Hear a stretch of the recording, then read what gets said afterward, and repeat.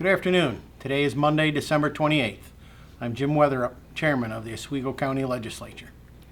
Joining me again today is Diane Oldenburg, Senior Public Health Educator for the County Health Department. I hope everyone had a safe and healthy Christmas holiday weekend. Sadly, during the past week, we've lost one more person a day to the coronavirus. We now have lost 34 of our neighbors, friends, and family members to COVID-19. On behalf of the county legislature, I want to express our sympathies to the families and friends of each of these patients. This is something that we never wanted to see happen. Please do your part to prevent the spread and reduce new positive cases of the virus. This is how we will reduce the death toll in our community. During the months of November and December, we saw a tremendous increase in positive cases. We went from less than 3 dozen the week before Halloween to roughly 400 new cases a week now. That is more than 10 times where we were just 2 months ago. Sadly, as a result of the number of positive cases increase, we can expect to see more deaths from COVID. With a tremendous increase in positive cases, the county's COVID-19 response team is holding virtual meetings every week. This helps us share information about the process for how the vaccine will be rolled out and other measures being taken to curb the spread of the virus. New York State has set up 10 regional hubs to lead and coordinate activities with local hospitals and healthcare providers who are providing vaccinations according to the priorities established by the Federal Centers for Disease Control and Prevention. Phase 1 of the vaccine rollout started last week and will continue this week.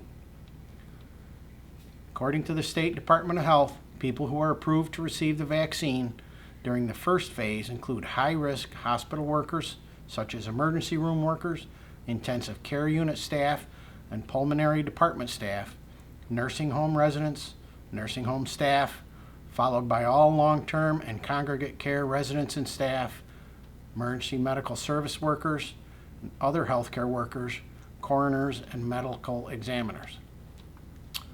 In Oswego County, Oswego Health is administering the vaccine to hospital-based healthcare workers and first responders. The state is sending registration information to these agencies for people who are eligible for the vaccine. According to the State Department of Health, Phase 2 will include other essential workers and other prioritized groups. The State Department of Health anticipates that the second phase of vaccinations will start around the end of January. It will take months to get all adult populations covered. We will keep everyone informed when the vaccine becomes available to the general public. And now Diane will share more information from the Health Department about the vaccine and the spread of COVID in Oswego County.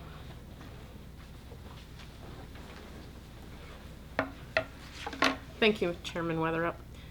The data from the New York State Department of Health shows that COVID-19 infection continues to spread across the state. Yesterday, the statewide positivity rate was 5.7%, and here in Oswego County, it was 7.2%. Oswego County and most of the counties around us continue to see increases in our COVID positivity rate. As of this afternoon, we've had 102,745 tests conducted. We have 3,501 positive test results. We have 822 active positive cases. We have 2,645 patients that have been released from isolation. We have 34 deaths related to COVID-19, 98,232 negative test results have come into the health department, and 1,619 residents are currently on mandatory isolation or quarantine. The COVID vaccine will eventually be available to all New York State residents free of charge. We are getting a lot of questions, and we've heard on the news questionable rumors that could affect people's decisions to get the vaccine. It's important to know that even though the genetic code for COVID-19 virus was discovered only in January of 2020, Scientists have been researching vaccines for similar viruses for decades. This means that much of the significant work for developing the new vaccines had already taken place. As of December 19th, 2 vaccines have been approved through the emergency use authorization process by the FDA, the Pfizer-BioNTech vaccine and the Moderna vaccine.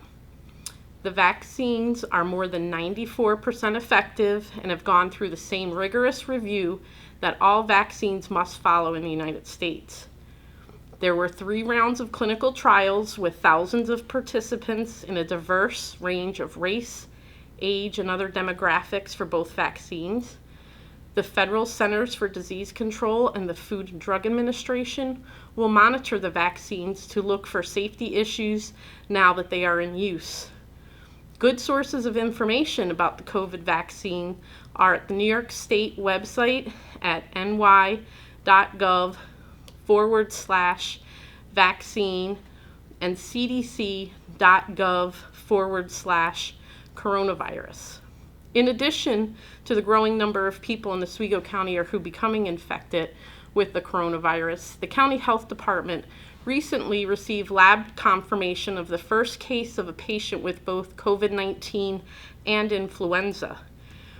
During the COVID-19 pandemic, the flu vaccine is especially important because it can reduce flu severity and prevent hospitalizations.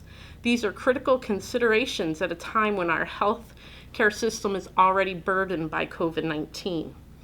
Yes, the COVID-19 vaccine is being rolled out, but it will take months to get it to the general public. The flu vaccine is available now, so please take advantage of it and get your flu shot to protect you from the disease and alleviate the severity of its symptoms. The county health department offers flu vaccinations, including high-dose flu shots, at our clinic at 70 Bunner Street in Oswego. Vaccines are available by appointment Monday, Wednesday, and Friday from 9 a.m. to 11 a.m. and from 1 p.m. to 3 p.m. Call 315-349-3547 to schedule an appointment. The health department's COVID-19 hotline is open Monday through Friday from 8:30 a.m. to 5 p.m. and Saturdays and Sundays from 9 a.m. to 1 p.m. The number to call is 315-349-3330. The hotline will be closed on New Year's Day. Thank you.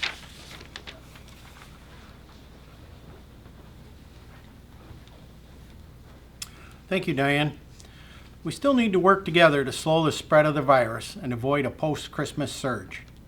For the safety of yourself and your loved ones, for your neighbors and community, for healthcare and frontline workers everywhere, please continue to use the tools we have been using to stop the spread of COVID. Wear a mask, socially distance, avoid gatherings, and wash your hands often. I wish everyone a safe, healthy, and happy New Year, and thank you for doing your part.